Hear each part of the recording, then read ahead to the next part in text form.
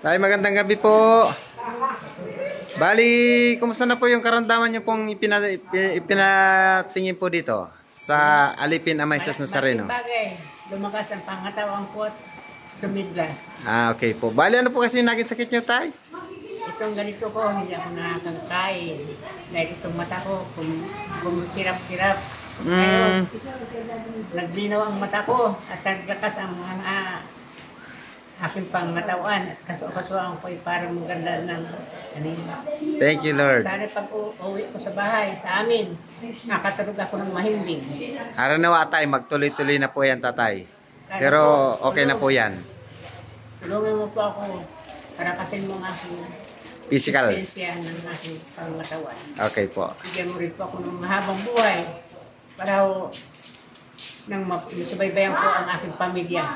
Maraming po. Salamat, Lord. Salamat din po, Tatay. Salamat din po, Tatay, sa Maraming salamat. inyo pong pagtitiwala sa Alipin Amay Sus Nazareno. Okay, Tatay. Bye-bye po, Tatay. Ingat po kayo pag-uwi. Sige po, Tatay. Bye-bye.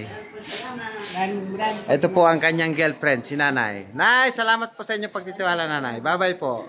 Masayang-masaya na ang ngiti ni Nanay. Ngiting tagumpay. Bye-bye. Thank you, Lord. Bye-bye. Salamat.